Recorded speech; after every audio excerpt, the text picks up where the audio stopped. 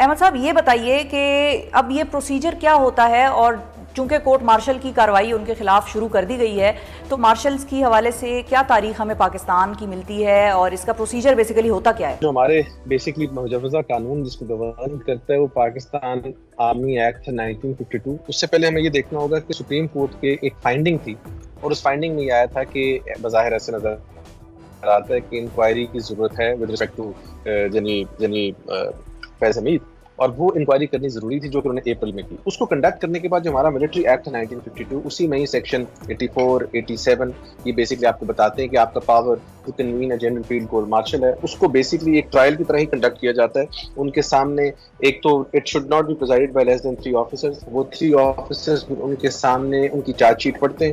اس charge sheet کو اگر تو وہ ایکسیپٹ کرتے ہیں تو پھر سیدھا سزا ہو جاتی ہے، اور اگر ایکسیپٹ نہیں کرتے تو پھر اس کے اوپر ایک ٹرائل ہوتا ہے جس میں ایویڈنس وغیرہ ریکارڈ ہوتا ہے. بٹ یہ سارا پروسیس بڑا جلدی ہوتا ہے. اور اس کے بعد غالباً سیکشن 113 ہے جس میں اس کو اپیلیبل بھی ہے، اور جس میں سینئر آفیسرز اس کو سنتے ہیں غالباً بریگیڈیئر اور جنرل لیول کے، اور وہ اپیل سننے کے بعد پھر یہ فائنل ہوتی ہے. اب اس میں بہت ساری مائنر پینلٹیز بھی ہیں، میجر پینلٹیز بھی ہیں. میجر کے اندر آپ کو ڈیموشن بھی ہے، آپ کا رینک لیا جا سکتا ہے، یہ کیا جا سکتا ہے کہ ابھی کبھی اخذ نہیں کیا جا سکتا کہ آپ ایز لیفٹیننٹ جنرل ریٹائر ہوئے تھے. پھر مائنر پنشمنٹس ہیں جس میں آپ کو ریپریمانڈ ہے، آپ کو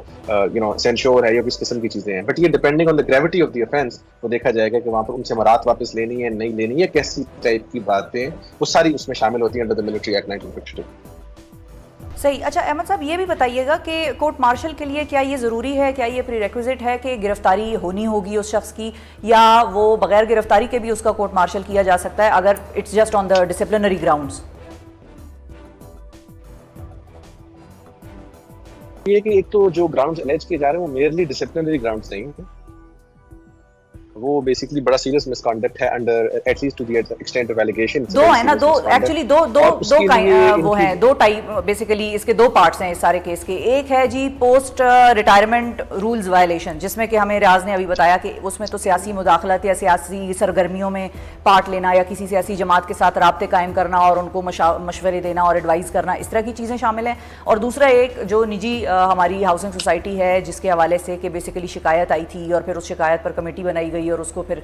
پرسو کیا گیا. تو یہ تو دو، ایک فائنینشیل کرائم کی صورت ہمیں نظر آ رہی ہے اور ایک اس میں ہمیں رولز کی وائلیشن نظر آ رہی ہے.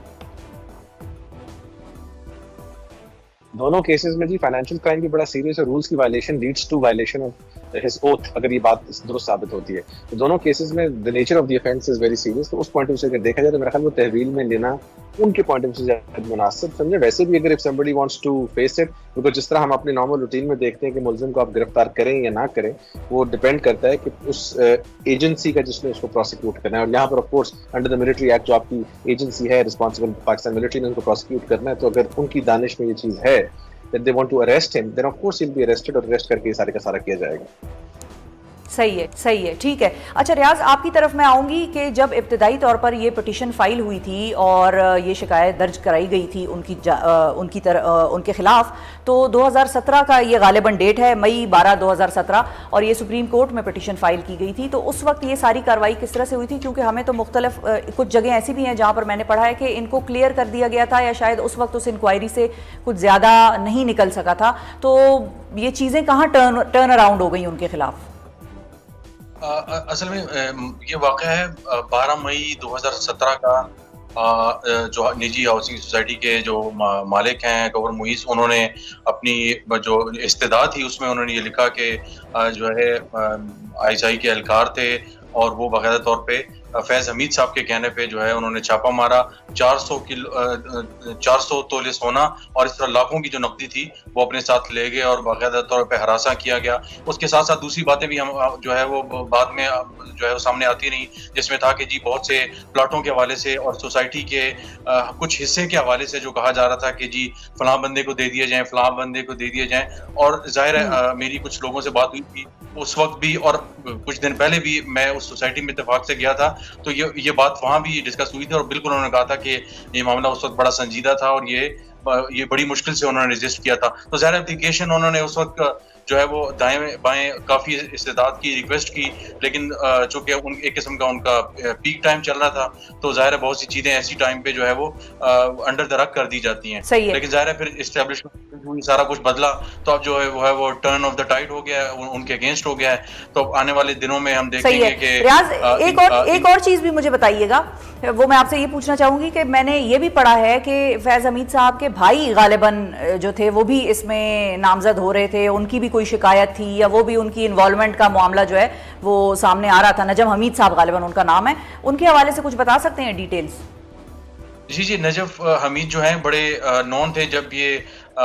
ڈی جی سی بھی تھے، پھر اس کے بعد ڈی جی آئی ایس آئی بھی بنے، اور اس زمانے میں بہت زیادہ جو ہے وہ چکوال میں چاہے وہ تعیناتیں تھیں، چاہے وہ جو کچھ بھی تھا اس طرح کی چیزیں، تو باقاعدہ نجف حمید صاحب باقاعدہ اس کو اوورسی کرتے تھے، اور باقاعدہ طور پہ کہا یہ جاتا ہے کہ اس میں جو ہے جنرل فیض کا باقاعدہ طور پہ ہاتھ تھا، اور بہت سی جگہوں پہ بہت سے اداروں میں میں سرکاری طور پہ مختلف جگہوں پہ چکر لگتا تھا تو باقاعدہ طور پہ اداروں کے سیکرٹریز وغیرہ بتاتے تھے کہ اس طرح کے جو فونز ہیں وہ آتے ہیں، اور اس طرح کی تعیناتیوں کے حوالے سے ہمیں بتایا جاتا ہے کہ جو ہے وہ یہ کر دی جائیں، تو اس میں پھر ہاں یا نہ نہیں ہوتی تھی. تو اس طرح کی چیزیں جو ہے ان کے بھائی باقاعدہ طور پہ ایک قسم کے جو ہے وہ ان کے بیہاف پہ یہ ساری چیزیں کر رہے تھے. تو اب میرے لیے ظاہر حیرانی ہوگی، دیکھنا ہوگا کہ آگے چل کے نجف حمید صاحب جو ہیں ان کے حوالے سے کیا تفصیلات آتے ہیں، کیونکہ ہائی کورٹ سے انہوں نے پری ارسٹ جو ہے وہ بیل لے لی ہوئی ہے اس سال کے مارچ اپریل میں،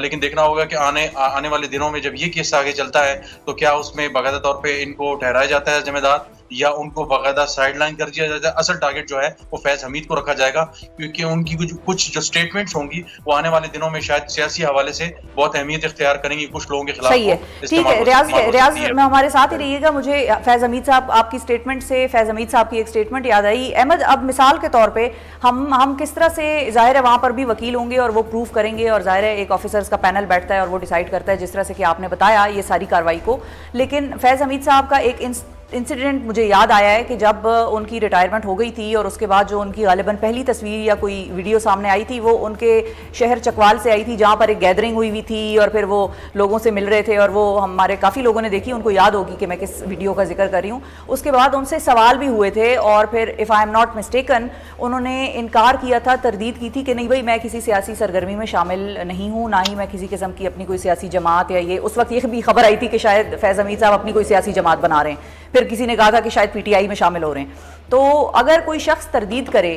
اور پھر اس معاملے کو کس طرح سے ہم دیکھیں گے کہ اگر وہ اپنے ڈیفنس میں بات کرنا شروع کر دیتا ہے اور وہ انکار کرتا ہے بیسیکلی اور گلٹی پلیڈ نہیں کرتا، تو آئی تھنک موسٹ پروبلی یہی ہوگا. مجھے یہاں پر نظر جو آ رہا ہے کہ یہ ٹرائل چلے گا، اس میں وہ he will plead not guilty, because of course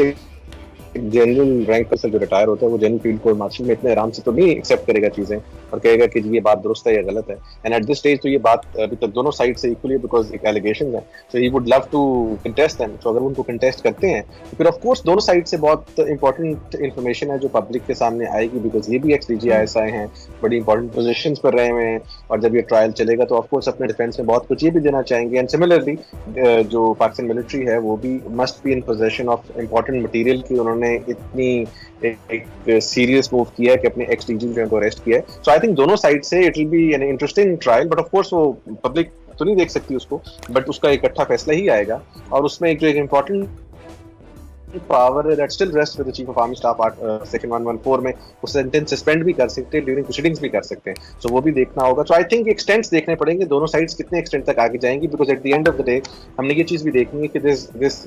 gentleman was at one point in time the D G I S I. تو ان کے پاس امپورٹنٹ انفارمیشن ان کے پاس بھی ہوگی. سملرلی ملٹری جو ہے وہ بھی چاہے گی کہ اس کو ایٹ لیسٹ ان ایلیگیشنز کی حد تک رکھا جائے اور ایک بہت بڑا پینڈورا باکس نہ کھولا جائے جس کا ایونچولی جو ہے وہ ادارے کو نقصان ہو. آئی تھنک وہ ہونا بھی نہیں چاہیے، ادارے کو کسی قسم کا نقصان نہیں ہونا چاہیے.